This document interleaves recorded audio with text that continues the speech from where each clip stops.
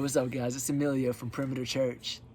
When I was in high school, I was chasing after anything and everything but God. I was chasing popularity. I was chasing girls. I was chasing achievements on the soccer field. Well, that all stopped the summer before my senior year of high school. You see, I've been invited to go on this retreat with some friends, with this youth group.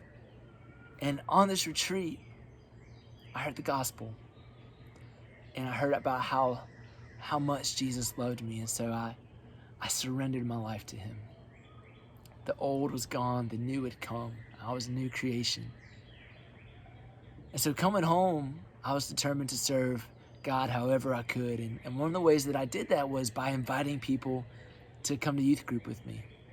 I invited people from FCA. I invited people who I thought were Christians, or at least people I thought were interested in Jesus. I invited freshmen to come. I would go and I would pick them up at their house and I would bring them with me. But it never occurred to me to invite the people I'd partied with. It never occurred to me to invite the guys on my soccer team. I might have been scared of rejection. Maybe I just assumed that they didn't want to hear about Jesus, so I didn't want to waste their time or mine. Well, I remember one night I was at my youth group. I showed up early to help set things up, and as I'm standing there, Matt walks through the door. Now, Matt was one of my closest friends. We had partied together. We were on the same soccer team. We did a lot of life together. So I knew him, and I knew who he was about, and it wasn't Jesus. So when he walked through the door, I was confused, but more than that, I was angry. And I ran to Charles, one of my leaders, and I said, "Charles, can you believe that Matt's here? He's such a hypocrite. He was drunk on Friday night. I know he doesn't know Jesus. He doesn't want to know Jesus. I don't know why he's here." I said, "Do you want me to kick him out?" Well, Charles starts laughing at my face. I'm like, "Dude, what's so funny?" And he says, "Emilio, do you realize that who you're describing is who you were just a few weeks ago?" I was so convicted that I turned, ran to Matt, and I welcomed him, let him know how excited I was that he was here. You see, the truth is this: Jesus has been dealing with guys like me for a long time. And before I get to the parable that I'm going to read today, let me set up a scene for you.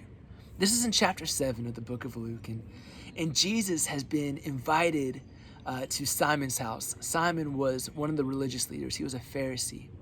You see, they had wanted to recline at the table with Jesus, to talk to him, to get to know him, to figure him out, because word had spread about the things that Jesus was doing, about how he taught with a different authority, how he cast out demons, how he had healed the blind. So they invited him to recline at the table. Well, there was a woman of the city who Luke describes as a sinner who had heard that Jesus was there. And she enters the house carrying this alabaster jar of ointment, and she falls at his feet.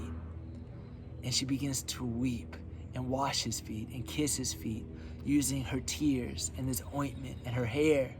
It was this beautiful moment, but the religious leaders are angry that she is there. They're angry that Jesus hasn't kicked her out. In fact, Simon in verse 39 says, "If this man were a prophet, he would have known who and what sort of woman this is who's touching him, for she's a sinner." Well, Jesus looks at Simon and says, "I've got something to say to you." And he begins to tell this parable of two debtors. So this is Luke 7:41 through 43. "A certain moneylender had two debtors. One owed 500 denarii and the other 50. When they could not pay, he canceled the debt of both. Now, which of them will love him more?" Simon answered, "The one, I suppose, for whom he canceled the larger debt." He said to him, "You have judged rightly." You see, Jesus is using this parable to talk to the Pharisees. You see, the man who only owes 50 is like the religious leaders, is like Simon, people who maybe aren't seen as great sinners, but still need Jesus. And then he compares the man who owes 500 denarii to this woman, this great sinner. And he says, who will be more grateful? Who will be more thankful to have been forgiven their debt? Well, Simon says the one who owes 500. You see, Jesus is saying, this woman has done a beautiful thing, and is this woman a great sinner? Sure. But he kind of reminds us of what Paul says in Romans 3:23, that all have sinned and fall short of the glory of God. But this woman, she's going to be forgiven. You see, Jesus didn't just come for the people who go to church every Sunday, who show up to youth group every Wednesday, who have their devotionals and read the Bible every morning and pray each night. He came for people like this woman, for people like Matt. He came for the lost. He came to tell them that I know you, I see you, I love you, and I've forgiven you. Jesus came for all. He came for people like you, for people like me. He came for people like Matt. He came for the person at your school who doesn't know Jesus. So here's my challenge to you. Would you invite that person who doesn't know Jesus? And I'm not just asking you to invite them to church with you, to your youth group, or to your Zoom chat tomorrow. Would you invite them to the table?